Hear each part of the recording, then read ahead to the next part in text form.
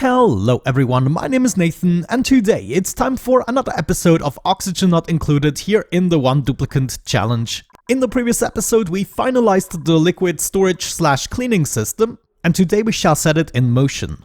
I would like to set up a couple of pumps to take care of the water here and then maybe we'll also start cleaning the polluted oxygen. And I think I want to start with the deodorizers first because that's going to be much easier to deal with. Let's set up a bunch all over the place. We can have one more here. Let's check it out. Maybe one more there. You know, just a couple, and over time we'll see whether we need more of them. Good, now the next thing I'm gonna need is a bunch of temporary pipes. Let's maybe set up 3 pipes. Let me see, how many liquids do we have? We need to route the water, the polluted water, salt and brine should go into the same tube, and then the oil, so it's 4 pipes. Sure, we can easily go ahead and set up 4 lines. This first line here is going to be temporarily dedicated to salt water and brine. This one up here would be the oil. Next up we have some polluted water, and finally there is the normal water. Say we set up a bunch of liquid filters, we would need about 3 filters, and then whatever we pump up we want to send through the filters, no matter where it is coming from. This filter would then go ahead, represent the first line here, then we continue into the second line, and finally the third line, and the brine and salt water can go into the last line. So firstly, sorting out the water, the second filter is going to be polluted water, and the third one would be the oil. Now it would have been a lot smarter to build the filters upstairs instead of building all of the pipes, but you know, that's just how it goes sometimes. I'm not gonna remodel this since we are gonna remove it anyways. However, I think in the background I would like the deodorizers to do their job, so that's what I'm gonna prioritize next. Also by now this area has become pretty much useless, so I think I'm also gonna remove everything from the equation here as well. Yeah, as a matter of fact, all of this can go. And now the deodorizers are starting to do their work. Bless them. And I think I'm gonna set up my main pump here at the bottom, and we're gonna periodically move the pump. Of course, the way we set it up, we can effectively only use one pump either way, so I'm not gonna make a big deal out of setting these up all over the place. Wonderful, we are about to wrap this up. Let's have a look at the pumpage. Yeah, we're already pumping up the oil, which is good. This is going the way it is supposed to. And it's first gonna go through the aqua tuner. Did we set this up? Yes, to 25 degrees. There's one thing you guys noticed about the cooling. If I only treat oil and no water for an extended period of time, we will not be cooling down the steam turbines. So maybe we'll have to revamp the cooling of the steam turbines at some point. But it's gonna be quite a bit until we get this water to convert to steam either way. So now what we're seeing is the oil being cooled down in small batches, and of course that will result in less than 1 package per second. However, this is only for the treating process. I don't expect that I have to constantly provide 10 kilograms per second, no matter how late game we are. Good, now the liquid pump here is immediately pumping it all the way up into the storages. Maybe we should let it accumulate for a little bit. So that means we're going to deconstruct the lowest ladder for each storage, and we're going to replace it with a hydro sensor. Actually, I'm not even going to place it at the bottom. I'm going to place it just above the pump, so we can detect as soon as the pump is completely submerged. And if that is the case, then we want to start pumping, right? Now, in the future, I would like my oil to be cooled down to the 25 degrees so that we can also at the same time treat the petroleum. However, for the cleanup process here, I think it's gonna be wiser to just ignore that. So I'm gonna allow the oil to enter the system even if it is, let's say, 40 degrees. And that for now is gonna give me a constant flow. I mean, we could generally go with 40 degrees for the oil anyways. As for all hydro sensors, I'm gonna send a green signal if we detect more than 0 kilograms. So as soon as the liquids touch the sensors, they are gonna activate the pumps.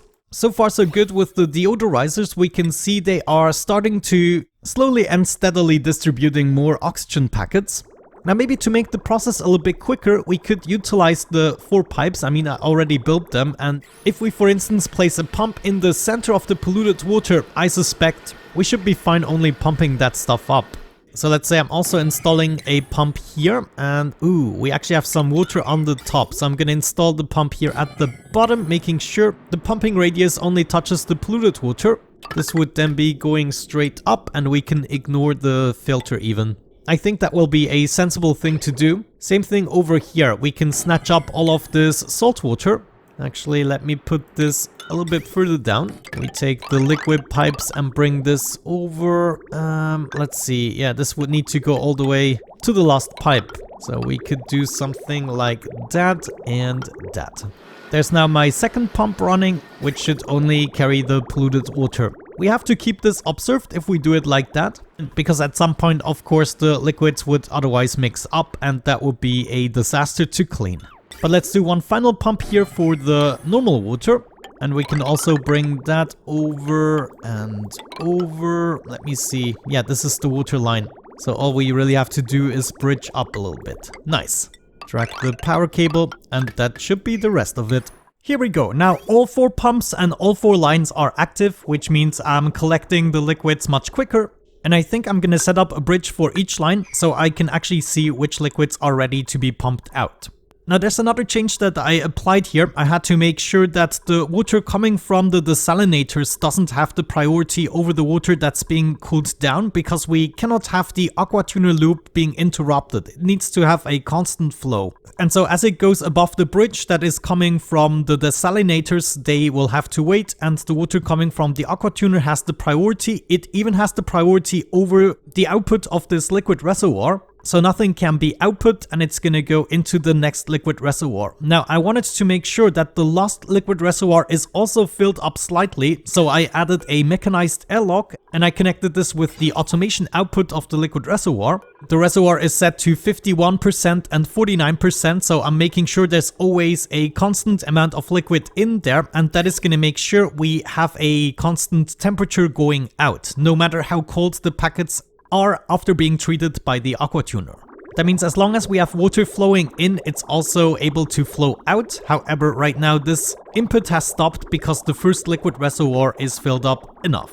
And now that we have a constant flow, we are also constantly cooling down the water, and it's cooling down the final output. Once we reach the 25 degrees, it's not gonna be that dramatic anymore because it can go into the liquid storage. But so far this seems to be working out. The last 2 storages were obviously not going to fill up since they are reserved for the petroleum at the bottom and the supercoolant at the top. One thing I noticed is we have to improve in terms of power, so I started to add more of the solar panels and also batteries to store the energy for the nighttime. And I think I'm going to be adding yet another row because our power demands, they go through the roofs right now, and we might have to address that very soon. Also, what are we gonna do once a certain storage is full? Maybe we should go ahead and detect that. It's easily detectable by just adding a hydrosensor, for instance, right here. And then when this liquid vent is overpressured, it should touch the next tile, and therefore we know when the storage is full. This could then trigger an event. For instance, for the supercoolant, we want to stop the production. However, other liquids such as the polluted water, we might want to convert into normal water. And what do we do if we have way too much normal water? Do we just dump it, or do we want to keep it somewhere for later?